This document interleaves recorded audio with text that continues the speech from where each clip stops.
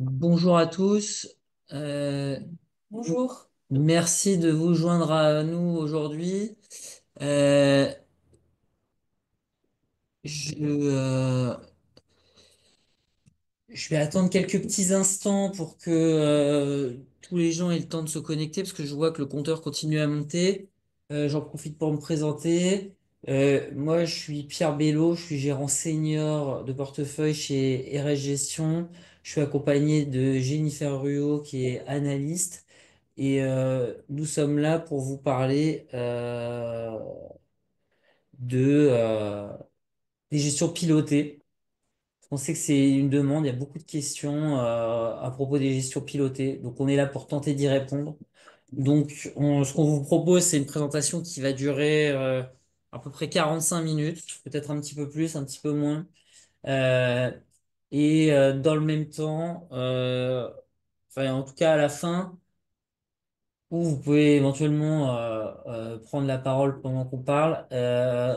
Si vous avez des questions spécifiques, alors on sera peut-être pas en mesure de répondre à absolument tout, mais s'il y a des sujets peut-être un petit peu plus techniques qui, euh, qui sont euh, demandés et qui concernent moins la gestion de portefeuille et peut-être plutôt la gestion des dispositifs, on prendra bonne note des questions et puis on vous reviendra au plus vite.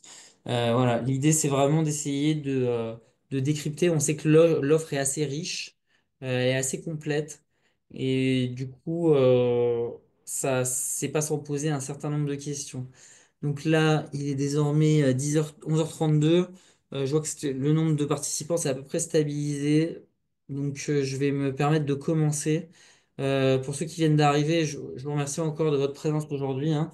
L'idée, c'est de revenir, hein, sur le fonctionnement général, hein, des gestions pilotées, de voir comment ces gestions pilotées sont gérées dans les dispositifs type PEE, donc épargne salariale, hein.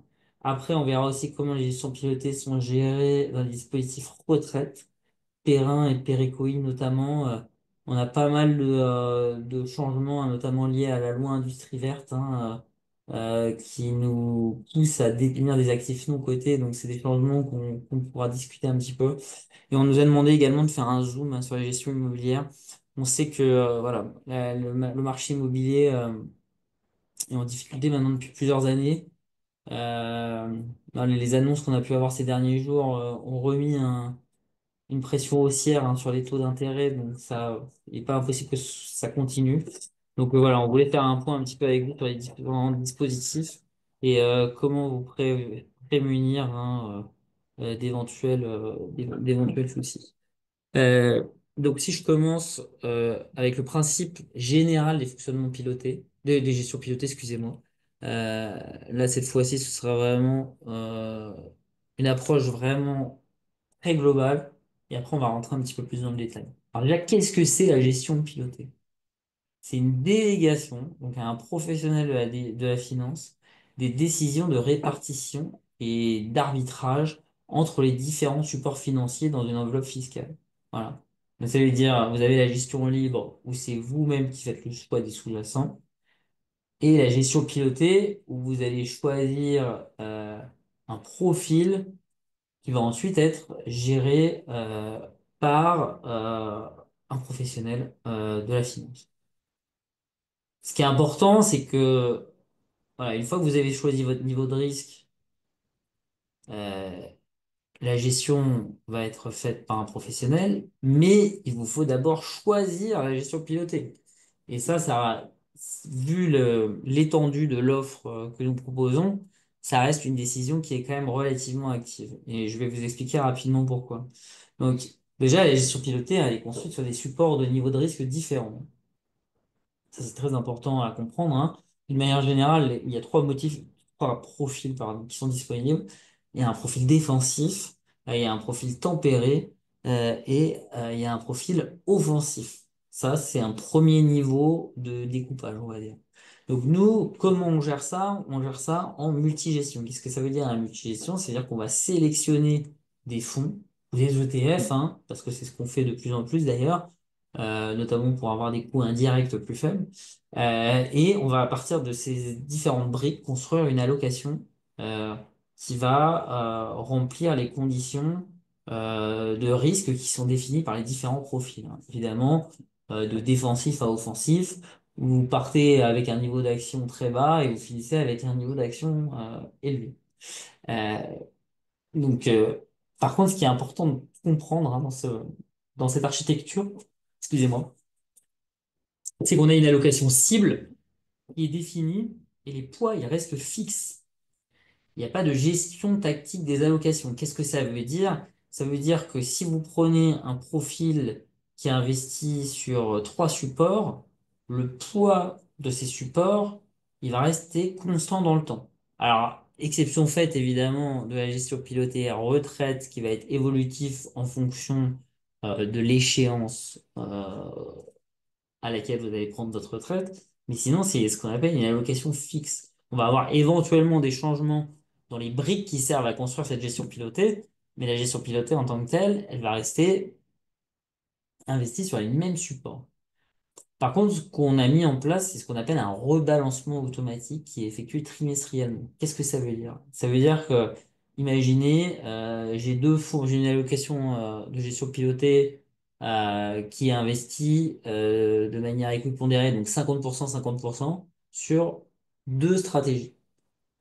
Sur un trimestre, il y a une stratégie qui gagne 10% et l'autre ne fait rien. Forcément, celle qui avait un poids de 50% initialement, et ben son poids va être augmenté, alors que le poids de l'autre va être diminué, puisque leurs valeurs ont divergé. Donc qu'est-ce qu'on va faire dans ces cas-là? À la fin de chaque trimestre, on va les remettre à leur poids initial. C'est-à-dire que la stratégie qui a le mieux marché, donc qui a augmenté en pourcentage, on va la vendre, et celle qui a baissé en pourcentage, on va l'acheter. Pourquoi faire ça? Parce que ça permet en général de profiter des fluctuations de marché. On prend ses profits sur des actifs qui ont beaucoup monté et on réinvestit sur des actifs qui ont eu une performance moins bonne.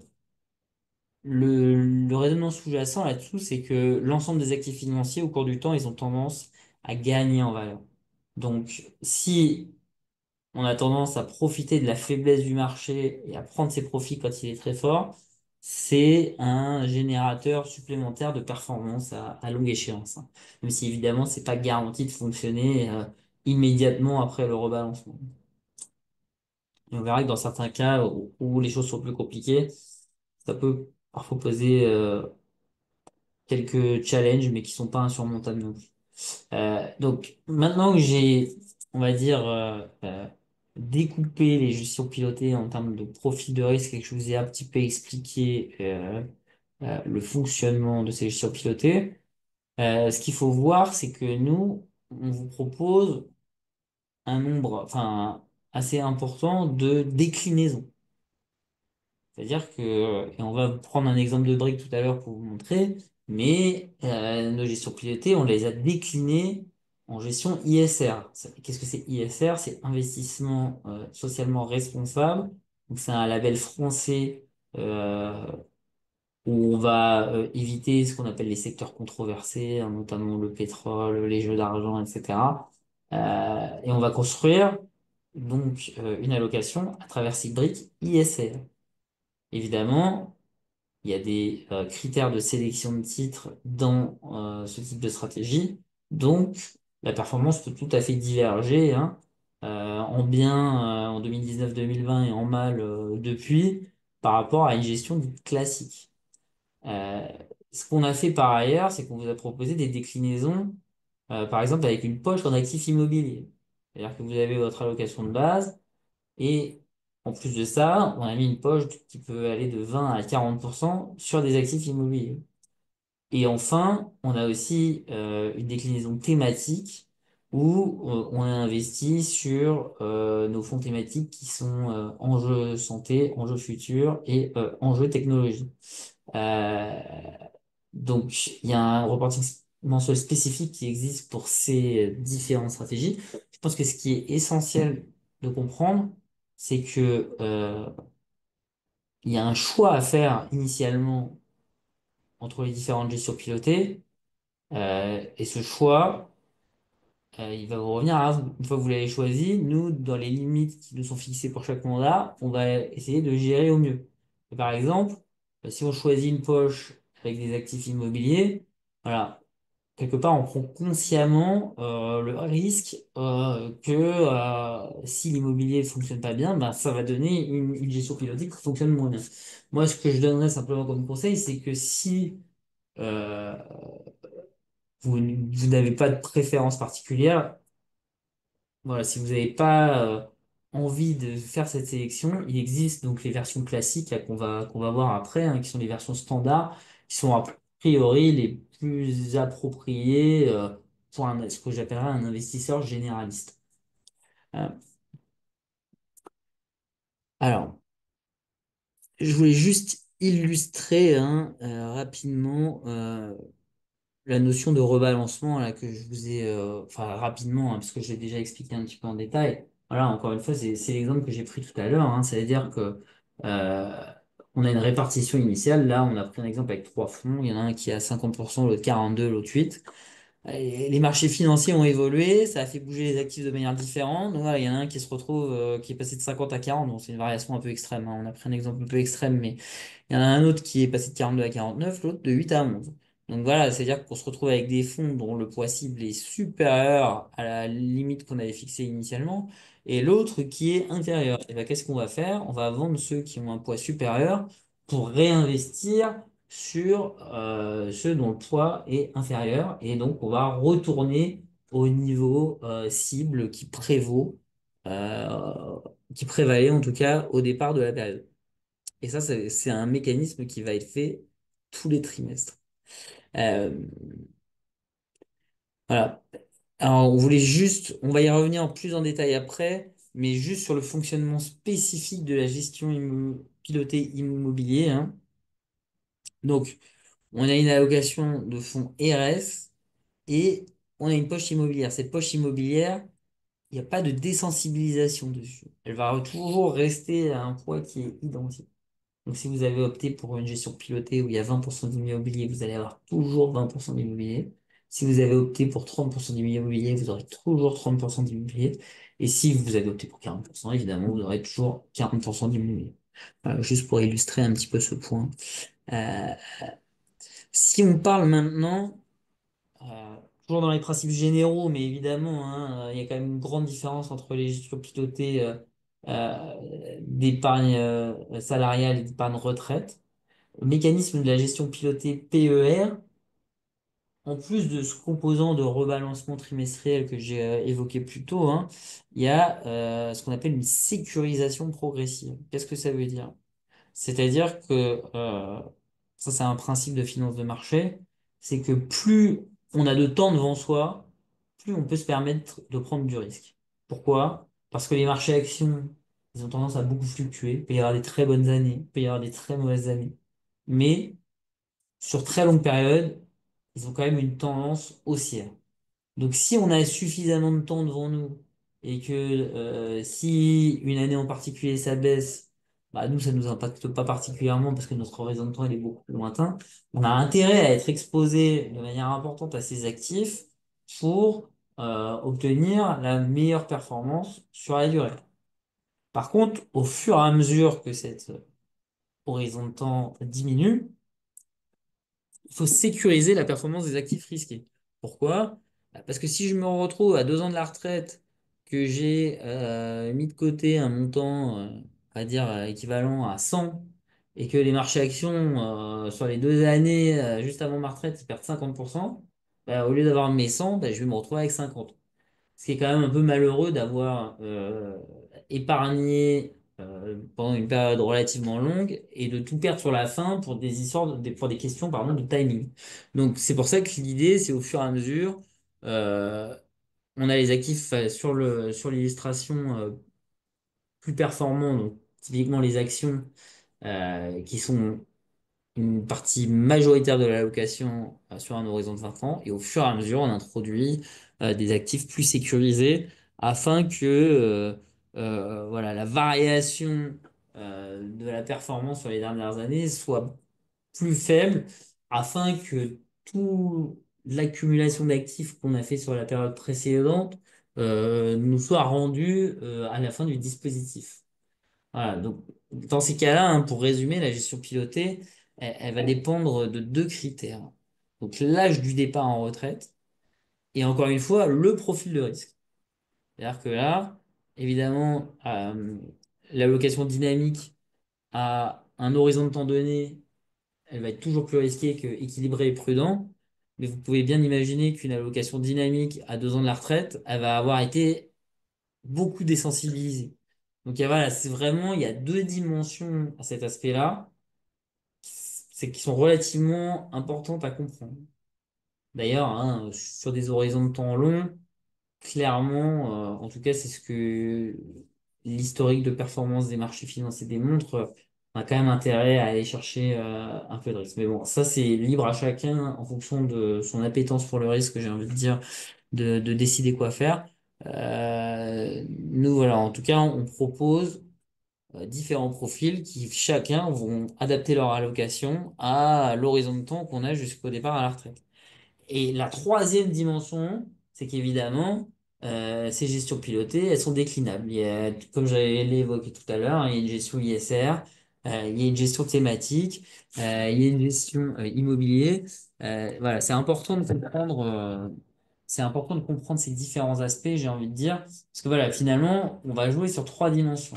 Nous, on s'occupe hein, évidemment de la désensibilisation, on s'occupe de la gestion du profil de risque. Mais par contre, sur l'aspect sélection de la gestion pilotée, voilà, il y a quand même un rôle actif à prendre. Encore une fois, si on veut éviter d'être particulièrement actif, on peut prendre la gestion pilotée classique, hein, qui est probablement celle qui est quelque part la plus diversifiée parce qu'il n'y a pas de thématique précise, on va dire. Mais en tout cas, voilà, c'est comme ça que les choses fonctionnent pour la gestion pilotée. Voilà. Encore une fois, un investissement automatique sur les différents fonds selon la grille de l'allocation, profiter de la performance des actions au début et une sécurisation automatique à l'approche de l'échéance. Euh, alors là, en parlant de la gestion pilotée du plan épargne retraite, euh, évidemment, en fonction du profil choisi et de la durée restante avant la date de départ en retraite, la réglementation, elle exige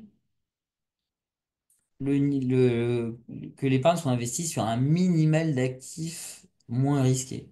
Voilà, c'est-à-dire, pour ceux qui connaissent, hein, ce sont des actifs dont l'indicateur de risque, hein, SRI est inférieur ou égal à 2. Donc, c'est vraiment les actifs qui sont quand même relativement prudents. Donc, ça, c'est pour revenir vraiment sur cette idée de désensibilisation. Ça veut dire que non seulement la désensibilisation fait sens, hein, d'un point de vue investissement, mais elle est exigée par la réglementation. On peut se plaindre des fois des réglementations qui sont pas forcément cohérentes, etc. Là-dessus, ça paraît quand même plutôt faire beaucoup de sens. Euh, et je dirais même que voilà, en plus les objectifs de pourcentage d'actifs risqués sont pas si agressifs que ça. On va probablement peut-être aller un peu plus loin parfois, notamment sur les échéances les plus courtes. Et comme vous voyez, hein, quand on est à moins de 2 ans de la retraite, le profil prudent, il est sécurisé au minimum à 90%, le profil équilibré au minimum à 70%. Euh, et pour le dynamique, hein, au minimum à 50%. Encore une fois, voilà, sur des périodes plus longues, on a plus de flexibilité pour investir sur des actifs risqués, mais quand on se rapproche de la retraite, voilà, la réglementation, elle nous oblige à augmenter au fur et à mesure nos actifs moins risqués, et ça fait tout à fait sens hein, d'un point de vue financier, évidemment. Alors, là, je vais revenir un petit peu plus spécifiquement sur les gestions pilotées des PEE, hein. Euh, alors là, on a pris les profils classiques. Donc les profils classiques, ils sont construits sur plusieurs briques. Donc on a un profil qui est défensif. Donc, voilà, sur les échelles de risque, hein, qui comporte 7 crans, elle est à 2. Donc elle est constituée d'un fonds en architecture ouverte qui s'appelle sélection modérée à 90% et un fonds qui s'appelle sélection moyen terme à 10%. Euh, le tempéré, où le risque est du coup un petit peu plus élevé, eh ben, il est à 50% sur sélection modérée, à 30% sur sélection moyen terme et à 20% sur sélection long terme. Et enfin, l'offensif, Alors, on regarde risque 4 sur 7. Voilà, la nouvelle échelle qui est utilisée, elle réserve les derniers échelons aux actifs non cotés ou assez spécifiques, hein, tout ce qui est produits structurés, etc. Voilà, niveau 4, ça commence à être un niveau de risque relativement élevé. Et dans celui-là, eh ben, la stratégie, qui est quasiment intégralement investi en actions sélection long terme, elle représente 40%. On a des PME pour 10%. On a encore 20% de modérés et on a 30% de moyen terme. Donc là, comme on est dans le cadre du PEE, ces poids, ils sont fixes. Et encore une fois, la seule modification qui va intervenir, c'est la déviation naturelle des poids des actifs en fonction de leur performance. Là, si un trimestre, les marchés actions ont une excellente performance, sélection au long terme va voir son poids dévier au-dessus de son poids cible, à l'inverse des autres. Et donc, du coup, on va en vendre pour remettre sur les autres. C'est un petit peu l'idée sous-jacente de ces profils. Euh, donc encore voilà, une grille d'allocation fixe, un rééquilibrage tous les trimestres. C'est simple, c'est gratuit. Voilà, c'est vraiment, je pense, l'approche, hein, en tout cas la plus généraliste qu'on puisse offrir. Euh, ensuite, euh, donc voilà. Ça c'est un petit résumé, hein, simplement de ce qu'on propose à ce niveau-là et des différents poids des briques qui construisent les gestions pilotées en fonction du niveau de risque. Et ce qu'on vous a mis en dessous, hein, c'est ce qui se passe pour la gamme ISR. Et finalement, le principe, hein, il est exactement le même. Les briques sont parfois un petit peu différentes, hein. La thématique ISR, elle n'est pas très bien adaptée, par exemple, à l'investissement PME, hein, qui est un petit peu plus, qui a un spectre un petit peu plus large quelque part. Et du coup, on a construit aussi l'allocation sur une thématique environnement. Voilà, il y a une, on va dire qu'il y a il peut y avoir des petites différences de poids. Voilà, je vois que c'est uniquement sur le profil tempéré. Mais voilà, en gros, les profils de risque sur la version classique ou sur la version ISR sont relativement les mêmes. Après, encore une fois, et je viens vraiment souligner ce point-là, les fonds ISR ont des contraintes que n'ont pas les fonds classiques. Ils investissent sur des actifs qui vont donc être différents. Et donc, même si à long terme, on peut supposer que la performance de tous les actifs va être égalisée, il peut y avoir des différences significatives sur des échéances plus courtes. Et on l'a bien vu, hein, l'ISR a pas mal souffert, hein, de maintenant depuis 2 ou 3 ans. C'est des cycles.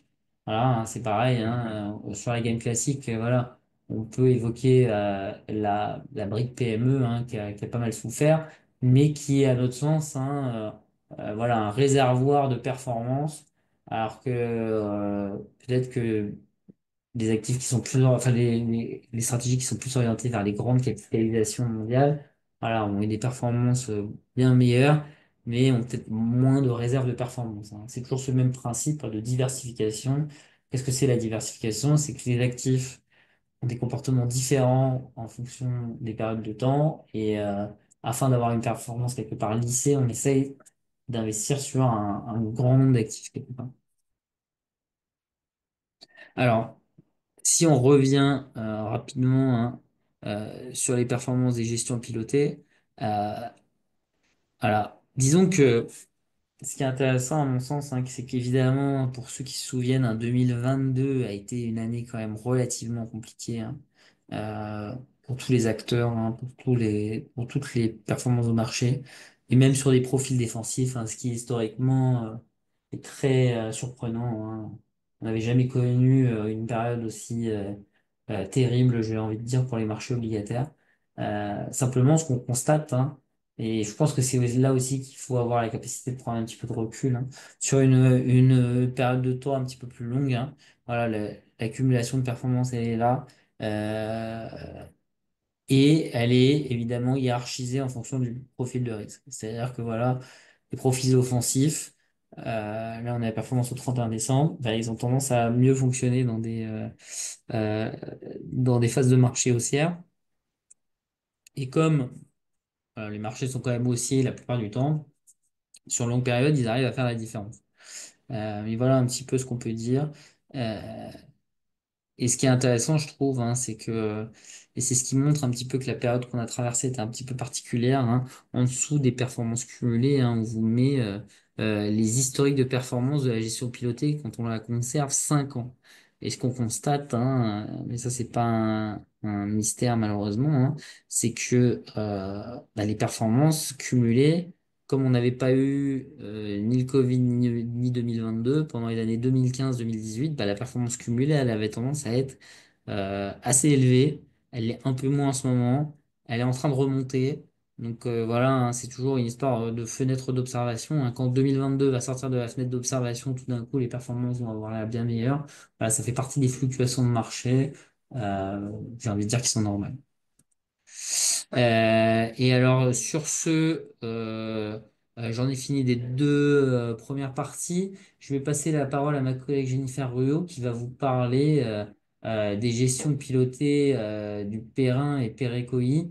Et ensuite, des gestions pilotées, hein, on va faire un petit zoom sur la partie immobilière.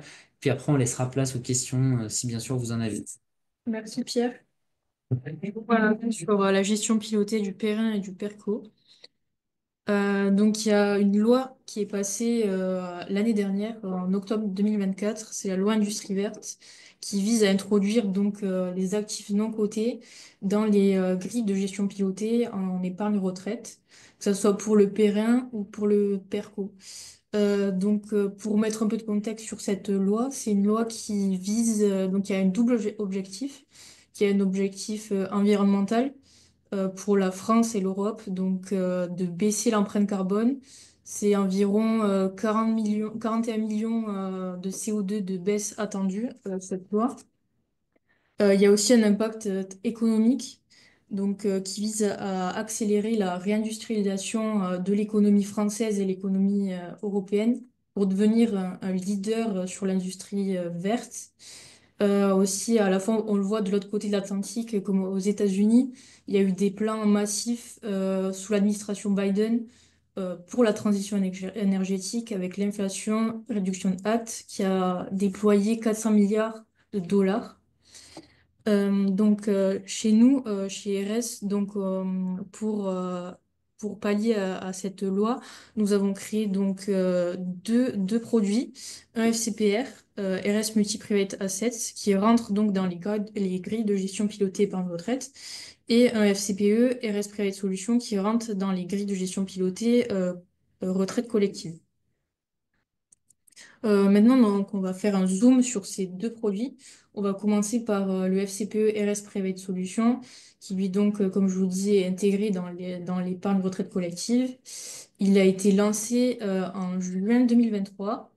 Depuis le 1er janvier 2025, il est passé en fréquence de valorisation quotidienne.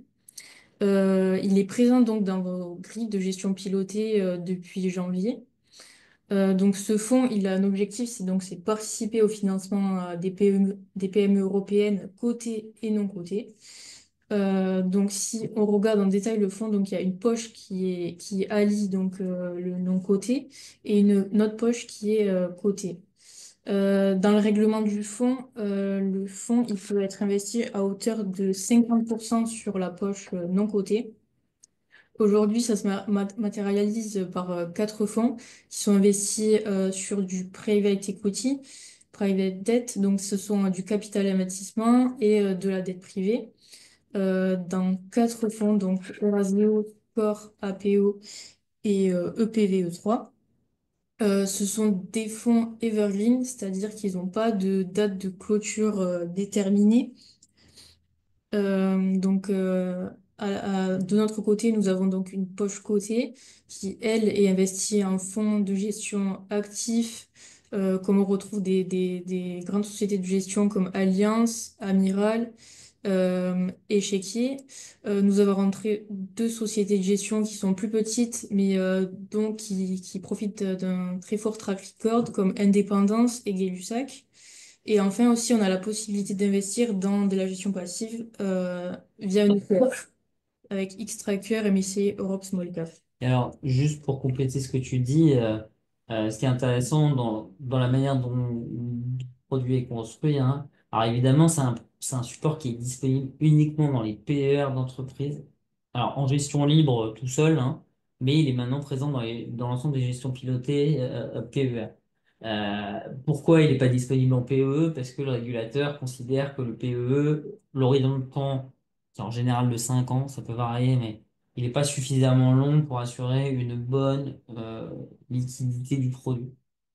Voilà, je pense que le régulateur est très prudent et c'est une bonne chose, encore une fois, hein. Et c'est pour ça d'ailleurs aussi qu'on a cet aspect où on a une poche de non-côté et une poche cotée. Pourquoi on a une poche cotée? Parce que si on doit faire face à des rachats, il est plus facile de la liquider que la poche non cotée. Mais si les choses se font de manière ordonnée, comme c'est le cas en gestion de retraite, il n'y a de toute façon pas besoin d'utiliser ces mécanismes. Ce qu'il faut bien comprendre, c'est que c'est simplement des mécanismes qui sont prudentiels et qui permettent d'assurer la meilleure gestion possible des stratégies.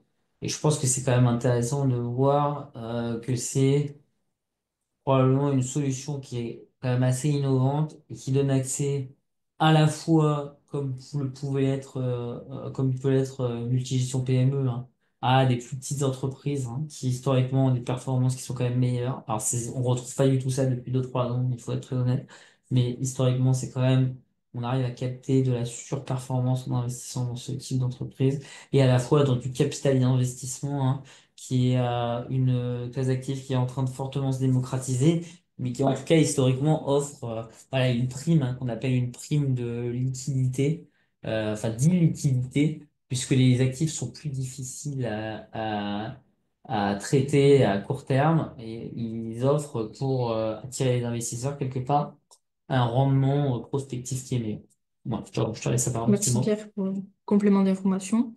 Donc ici, on retrouve donc la performance depuis le lancement du fonds, la courbe verte du fonds RS Private Solutions. Donc on voit que même avec l'intégration de cette poche non cotée, on voit que le fonds surperforme des indices boursiers qui traquent les actions PME européennes ou même celles du CAC 40. On le voit, c'est particulièrement notable lors de juin 2024, la dissolution de l'Assemblée nationale. Le fonds a très bien résisté. Donc, il y a cette prime d'utilité, mais les fonds PE ou encore de dette privée n'ont pas matérialisé cette baisse comme les indices boursiers PEA, PME. Disons que l'autre aspect qui est avantageux dans ce contexte, c'est que les stratégies PME dans lesquelles sont investies, hein, en général, elles sont investies. Évidemment, on travaille avec des gérants français, hein, parce que euh, il faut quand même une connaissance hein, du marché des PME hein, pour être éligible PEA, PME, ça c'est vital. Mais on a quand même une allocation qui est plus diversifiée en termes de pays que les indices qu'on montre ici, hein, qui sont vraiment focalisés sur la France, hein, et qui ont évidemment subi le contre-coup des soubresauts politiques, même si depuis on est quand même un petit peu revenu, mais sur les petites valeurs beaucoup moins que sur un CAC 40 par exemple. Mais ce qui est intéressant, hein, simplement, c'est que ça offre probablement une performance qui va être peut-être plus lissée et puis qui permet d'extraire, encore une fois, hein, ce qu'on appelle une prime de risque, hein. On prend un risque de liquidité, donc on est rémunéré pour ce risque. Et finalement, on voit que depuis le lancement, bah, ça fonctionne plutôt pas mal, hein, une volatilité maîtrisée et une performance qui est quand même très satisfaisante. Donc l'idée, je pense, c'est vraiment de faire profiter des clients de gestion pilotée sur l'épargne retraite de ces caractéristiques qui sont quand même relativement attractives. Maintenant, on va vous présenter donc l'autre produit qui est dans la grille de gestion pilotée épargne retraite individuelle. C'est le FCPR RS Multi-Private Assets. Donc lui, il a été créé en octobre 2024 et il se retrouve aussi dans vos grilles de gestion pilotée depuis cette année. Ce fonds-là, il a le même objectif que l'autre, et participer au financement des PE françaises, européennes non cotées. Par contre, la fréquence de valorisation est, elle, bimensuelle. Et ce fonds est uniquement disponible donc dans vos grilles de gestion pilotées retraite individuelle. Sur la partie, la poche non cotée, on retrouve exactement les mêmes fonds, avec par contre une exposition à la poche non cotée à 50%. Ce fonds-là, il peut investir jusqu'à 80% en non coté. Aujourd'hui, on est exposé au minimum à 50%. On a créé le fonds il n'y a pas longtemps. On va s'exposer sur cette poche non cotée au fur et à mesure du temps, qui est des opportunités. On référence des acteurs sur du non coté. On rencontre beaucoup les gérants. Et cette poche va fortement augmenter cette année. Sur les critères de sélection, j'en ai pas parlé tout à l'heure, mais on évite les fonds qui sont dans les premières levées de fonds pour éviter la courbe en J. Et sur la poche liquide, ici, on retrouve des actifs sous gestion très liquides car ce sont des obligations et des produits monétaires. Alors ces actifs sont quand même très diversifiés car on a des expositions sur l'obligation européenne comme pour les fonds Tikeo et Shelcher. Et de notre côté, on a aussi les obligations monde avec le fonds MNG. Des actifs assez différenciants. Le fonds Tikeo présente des obligations à haut rendement et sur les actifs bancaires.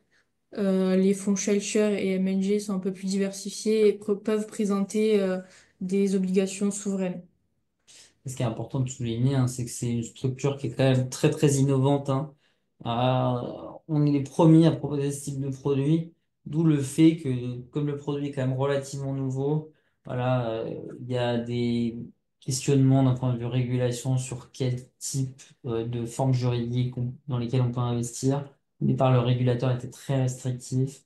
Là, il est en train de s'ouvrir un petit peu à peut-être avoir plus de possibilités. Ça va nous permettre de sourcer, comme disait Jennifer, au fur et à mesure, plus d'actifs sous-jacents, hein, afin d'offrir une diversification optimale, hein, qui est déjà très bonne à notre sens, mais qui pourrait aboutir, comme disait encore une fois Jennifer, à une augmentation de la poche non cotée au fil du temps. Merci. Donc maintenant, on va vous montrer donc les grilles de gestion pilotées en fonction des profils. Donc maintenant, on a intégré RS Private Solutions. Dans le PERCO, ça a été remplacé par le fonds RS Multigestion PME. Sur un profil prudent, on retrouve le fonds RS Private Solutions à hauteur de 15%. Et si on avance dans les profils donc équilibrés, l'exposition augmente, on passe à 18%. Et enfin, sur un profil plutôt dynamique, on est à hauteur d'exposition sur le fonds RS Private Solutions de 25%. Ce qu'on voit bien simplement, donc ça, ce que les chiffres que vient d'évoquer Jennifer, hein, je me rends compte que c'est un petit peu petit, mais c'est la barre tout en bas, hein, la barre Ouais, verte. exactement.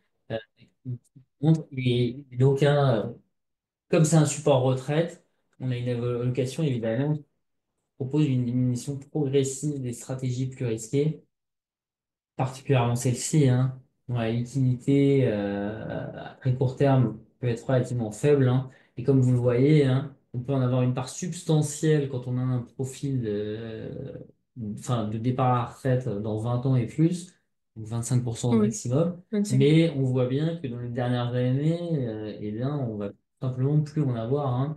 C'est-à-dire, en année 1, dans tous les profils, on va plus en avoir, sachant que dans le profil prudent, même à 4 ans de la retraite, on va plus avoir d'allocation. Donc c'est vraiment appliquer le principe tel que vous connaissez des gestions pilotées en introduisant cette nouvelle offre d'actifs, hein, qui propose un donc de la diversification et on l'espère en tout cas un surcoût de performance sur un horizon de temps long.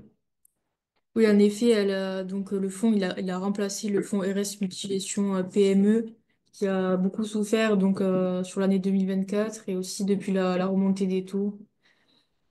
Et alors, encore une fois, hein, ce qu'il faut souligner, c'est que, c'est ce qu'on disait d'ailleurs, hein, c'est que les PME, du fait qu'elles aient pas mal souffert ces dernières années, elles offrent une belle opportunité d'investissement. Et comme on l'a montré dans la slide précédente, il reste une exposition active liquide à ces PME dans la location. de private solutions. Sachant que la partie non cotée, c'est aussi de l'investissement dans des sociétés qui ont des tailles de capitalisation qui correspondent à celles des PME cotées. Hein. Faut savoir qu'en private equity, hein, on n'a pas de très grosse capitalisation, c'est plutôt le même profil hein, de capitalisation. Seule différence, c'est que là, on retrouve aussi des supports de dette. Mais sinon, voilà, on retrouve une exposition qui, à bien des égards, est quand même comparable. Pardon. Ici, vous avez donc les profils disponibles au sein du PERCO déclinés sous le format ISR. Pour rappel, dans la gestion pilotée PERCO ISR, il n'y avait pas de fonds PME. Là, nous avons rajouté le fonds RS Private Solutions. L'exposition est plus faible que sous le format classique.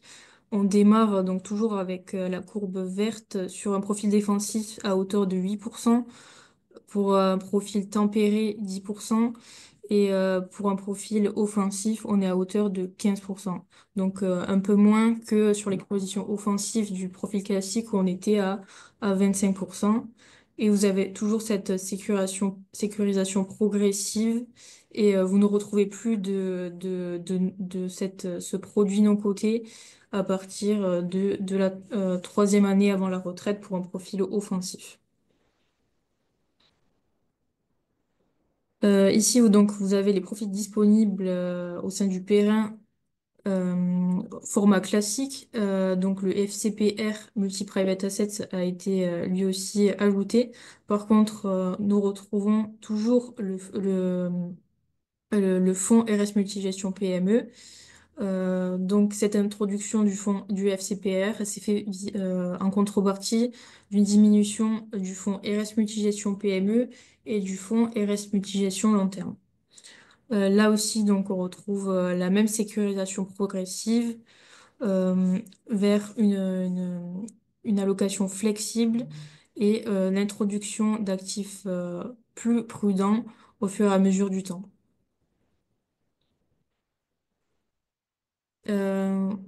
Ici, pareil, vous retrouvez les profits disponibles Perrin, ISR, le FCPR a lui aussi été ajouté.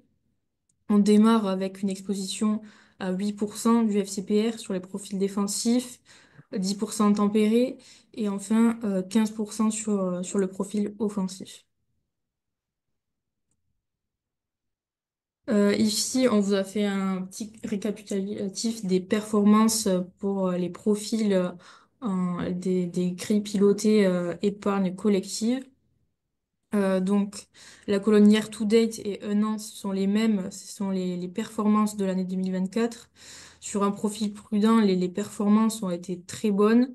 Les actifs obligataires ont bien progressé l'année dernière, que ce soit les obligations crédit et les obligations gouvernementales. Cependant, si vous êtes sur un profil plutôt équilibré et dynamique, vous allez avoir une performance très très positive, euh, quasiment 6% avec un horizon à la retraite à 20%, à 20 ans, pardon.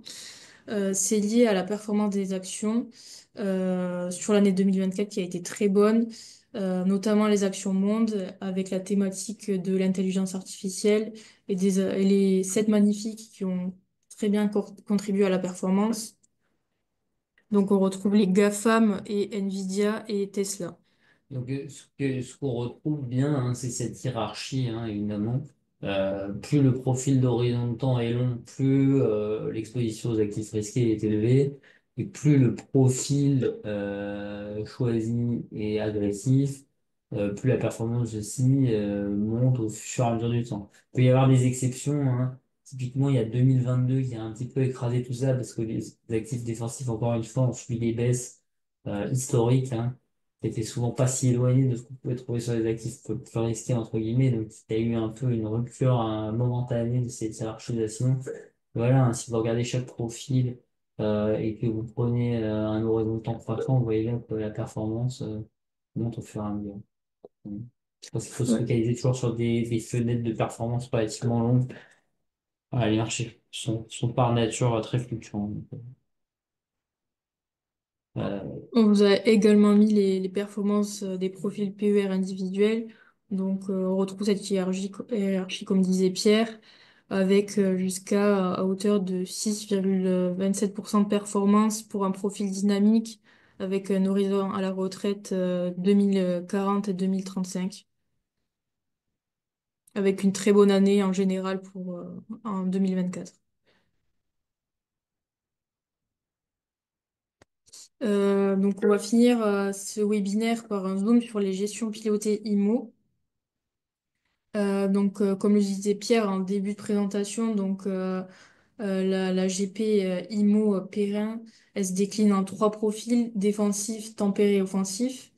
Il y a trois niveaux d'exposition à l'immobilier. Pourcentage d'exposition, il est constant à mesure que vous approchez de votre retraite. Donc, on commence à 20%, 30% et 40%. Historiquement, cette poche d'exposition immobilier, elle a été faite sur la génération 1, qui était composée de deux supports immobiliers. On avait LF Isolofal 2, qui était des parts SCPI investies sur des actifs diversifiés, les bureaux en région parisienne, généralement.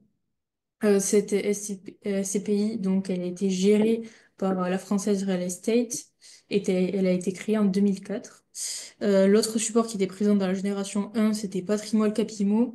Donc là, des investissements diversifiés dans les bureaux, commerce, santé, résidentiel. Donc différentes typologies d'actifs, SCPI, OCPI et foncière cotée. Cette SCI, elle est gérée par Société de gestion primoniale Real Estate Investment. La génération 1, elle a été commercialisée de octobre 2019 à septembre 2021. En septembre 2021, il y a une nouvelle génération qui a été créée, la génération 2, qui, elle, investit sur un SCI, Prima Alliance Immotrend, qui, elle, est beaucoup plus diversifiée que les deux précédentes, qui vise à investir sur des tendances émergentes sur le marché immobilier, comme les tendances sur le coworking, les résidences étudiantes et les actifs logistiques qui bénéficient de tendances comme avec l'exploitation d'Amazon, etc. Ce qui est important à noter sur ces deux générations, c'est que l'arbitrage n'a pas été automatique. Si vous étiez sur la génération 1, vous n'avez pas été forcément basculé sur la génération 2. Aujourd'hui, vous pouvez faire tout de même à votre compte un basculement manuel pour basculer sur cette génération 2 qui génère de meilleures performances que la génération précédente. Je vais le montrer via les tableaux suivants. C'est un peu petit, mais si on regarde la colonne 3 ans, donc ici, on a les tableaux de performance sur la génération 2 et à droite, les performances sur la génération 1. On voit que sur 3 ans, avec une exposition à 40%, on a pu atteindre jusqu'à moins 11% de performance. Et sur la génération 2, avec cette hausse des taux qui a impacté fortement les marchés immobiliers, on a atteint au maximum moins 2% de sous-performance sur 3 ans. Ce que vient de décrire Jennifer, hein, ça explique bien pourquoi il y a un différentiel de performance entre les deux stratégies. Même si, d'une manière générale, voilà, c'est quand même des profils, hein. Forcément, comme l'immobilier a été loin d'être le secteur plébiscité par les investisseurs depuis maintenant 3 ans, voilà, c'est des performances qui sont un peu plus en dedans et qui vont dépendre, hein, bien sûr, de la génération sur laquelle vous êtes. Encore une fois, aujourd'hui, hein, il est possible de basculer de la génération 1 à la génération 2. Je vois qu'on a bien respecté le timing. On a fait 50 minutes d'intervention, donc on vous a quand même laissé un petit peu de temps pour poser des questions. Questions et réponses, je vais prendre ça maintenant. Euh, La date de départ, alors je prends les questions au fur et à mesure, hein. Je vous remercie de les avoir posées d'ailleurs. La date de départ est-elle modifiable par le titulaire du PRI, notamment s'il souhaite rester en gestion dynamique? Alors je vais être très honnête, je n'ai pas la réponse à cette question, mais j'en prends bonne note. et on fera en sorte de vous revenir sur ce point. À mon avis, oui, c'est possible. Je pense, mais voilà, encore une fois, nous, on est plutôt spécialisé sur la gestion de portefeuille plutôt que sur la gestion des contrats en eux-mêmes. Euh, alors, question suivante, quel est le pourcentage du FCPE multi-private asset dans les trois profils Péréco? Alors là, on va revenir un petit peu en arrière, parce que je les ai pas de mémoire, hein, comme vous vous êtes rendu compte, hein, il y a quand même pas mal de profils différents. Euh, Sur profil offensif, à horizon 20 ans de la retraite, vous êtes à maximum 25%. Toi, tu l'as de tête, c'est bien. Ouais. Excellent. Donc voilà, c'est ça, hein. Non, C'est Ah non, non, pardon, c'est ok. ISR. Même nous, on finit par s'y perdre. Donc vous voyez, hein, le pourcentage du FC PE. Alors dans le Péréco, attention, hein, c'est pas multi-private asset, du coup, c'est private solution. Non, Péreco, oui, c'est ça. Oui, c'est Ouais, pas c'est la ça. solution. Ouais, pardon. Donc oui, donc voilà, il y a 25% à la fin de la retraite, et après, ce pourcentage, il est dégressif, et il tombe 0 à 2 ans de la retraite, hein. Donc c'est vraiment une manière de dérisquer relativement progressive. Euh, ah oui, d'accord. Pardon, excusez-moi, j'avais pas vu, vous avez équilibré performe mieux que le profil dynamique, quelle que soit la durée. C'est bizarre, non? Alors, oui, c'est une très bonne remarque. On va revenir sur les performances, parce que je vois qu'il y a une autre question sur je n'arrive pas à lire les performances, donc on va regarder ça. Vous avez tout à fait raison, c'est un très bon point. Euh, euh, euh, alors, je vais revenir sur ça, je finis juste hein, avec le passage en revue des questions. Avez-vous prévu de partager le diaporama? C'est une excellente question. Je pense que oui. On le Euh, voit par la compliance. oui, ouais, faut que ça passe par notre département conformité, mais a priori, il n'y a pas. euh, Alors, comment passer de gestion 1 à 2 pour sortir de Capimo? Alors là, je pense que c'est sur votre espace partenaire, mais c'est pareil, on va faire remonter la question et on fera suivre hein, les réponses à la mailing list, mais normalement, c'est un processus qui est manuel, mais que vous pouvez faire de toute façon. Euh, pour la question du timing des frais de gestion, encore une fois, une excellente question. Faut que les rapports soient validés. C'est encore une question sur laquelle on pourra revenir par la suite. Donc, on va revenir sur deux points. C'est la performance équilibrée versus la performance dynamique. Et le point, pourriez-vous détailler un fonds RS? On l'a dans les annexes, ça, non? Oui, Ouais, ouais, on a les d'accord. analyses. Donc, on va pouvoir regarder. Ok, très bien. Donc, euh, si je prends la performance entre le dynamique et équilibre, et ben, je dirais que ça s'explique. C'est vrai que ça peut paraître surprenant, mais pourquoi c'est comme ça? Parce que structurellement, dans le dynamique, on a une exposition au PME. Et l'exposition au PME, en fait, on peut se dire de manière intuitive, hein, que ça va nous apporter de la performance. Et ben la réalité, c'est que sur les dernières années, et ben ça en a détruit. Donc ça veut dire qu'on a pris du risque et qu'on n'a pas été récompensé puisque ça a généré une performance qui finalement a été suffisamment mauvaise pour tout simplement détruire de la valeur. Donc il faut bien comprendre que c'est différentiel de performance entre PME et plus grande capitalisation qui sont plus présentes dans un profil équilibré. Il y en a moins, et comme leur performance a toutes été positive, alors que dans le dynamique, il y en a plus, mais il y a cette partie PME qui, elle, a une contribution négative, et ben ça aboutit à des performances qui sont un peu moins. Après, si on prend des horizons de temps, on aurait peut-être dû mettre 10 ans, parce que je pense que c'est intéressant. C'est pour montrer, hein, les marchés sont cycliques, ils mettent du temps à réaliser de la valeur parfois. Là, ce qui se passe sur les PME, c'est historiquement, c'est du jamais vu, hein. On est revenu, on a perdu, pour vous donner une idée, hein, sur les PME par rapport aux plus grandes capitalisations, on a perdu 15 ans de surperformance en seulement 2 ou 3 ans. C'est du jamais vu, tout simplement. Donc, encore une fois, moi, je suis pas vraiment bien placé pour faire du conseil en investissement, mais clairement, aujourd'hui, les valorisations des PME sont très attractives. Et je pense que si on revient encore une fois, est-ce que ce sera dans 6 mois, est-ce que ce sera dans un an?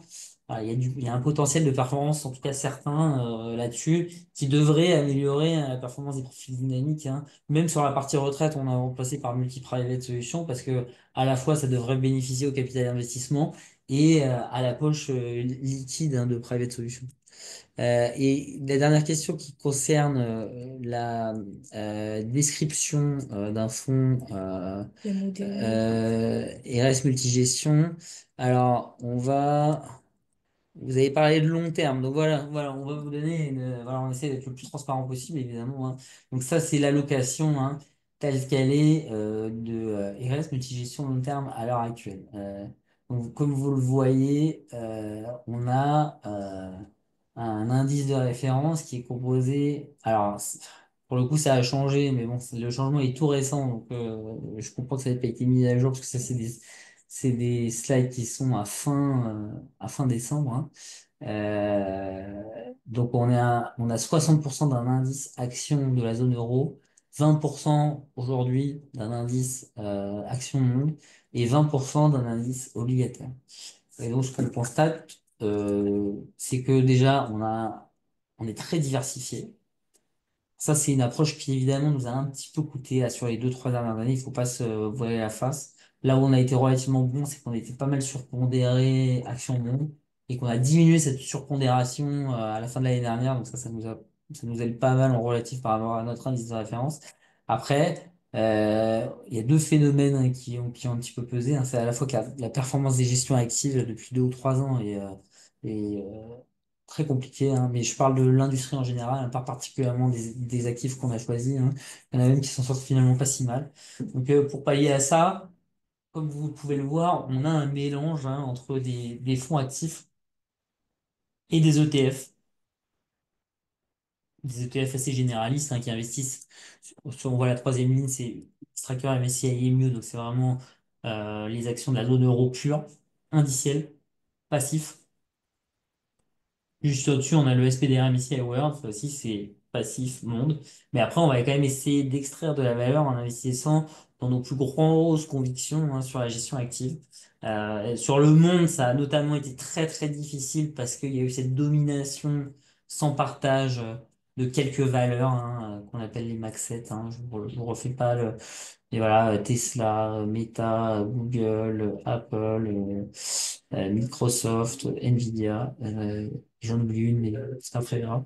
Mais voilà, on pense qu'on a un positionnement, encore une fois, qui est très diversifié et qui nous permet de traverser tout un cycle de marché. On a des actions monde, l'année dernière ça marchait très bien, ça nous a aidé.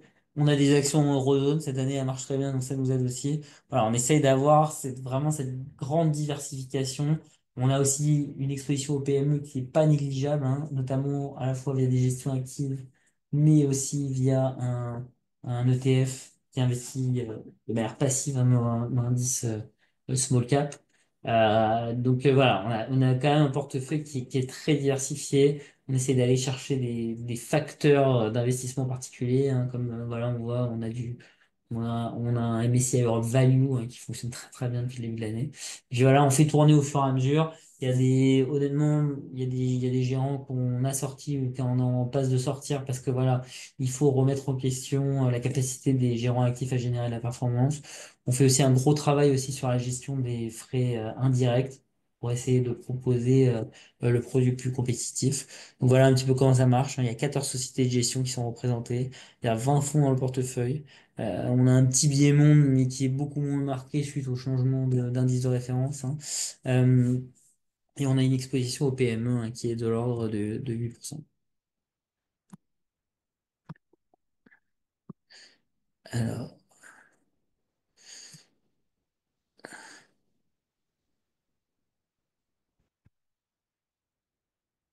euh, pour les deux dernières questions qui sont ajoutées le temps de mes explications, là aussi, hein, on va faire en sorte de revenir vers vous. On prend bonne note des questions. J'ai pas la réponse. Quel est vraiment un investisseur qui est rentré en gestion pilotée il y a 15 ans en dynamique et qui a versé tous les mois la même somme? Je pense qu'on a notre département data qui fait ce genre de simulation. Je vais leur demander de regarder ça. Pour les frais du fonds et de la gestion pilotée, je ne les ai pas en tête, mais on va vous revenir également avec cette information. Ouais, je vois qu'on arrive au bout de notre heure. Euh, Encore une fois, je vous remercie de votre attention. Je vous remercie des questions posées qui sont évidemment toutes très pertinentes.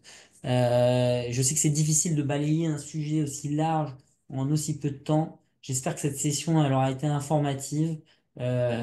Si vous pouvez prendre contact, enfin, revenir vers votre contact commercial si vous avez des questions ultérieures, elles nous seront passées et on fera en sorte d'y répondre de la manière la plus exhaustive possible. Voilà, je suis désolé de ne pas pouvoir tout répondre dans l'immédiat, mais voilà, faut comprendre que c'est des dispositifs qui sont très très vastes. Nous, on est vraiment focalisé sur essayer de délivrer la meilleure performance et c'est ce qu'on a essayé de mettre en avant aujourd'hui. Mais en tout cas, toutes les questions que vous avez posées, on en prend bonne note et on fera en sorte d'y répondre. Voilà, je vous remercie pour votre attention et Merci puis je beaucoup. vous souhaite une excellente journée.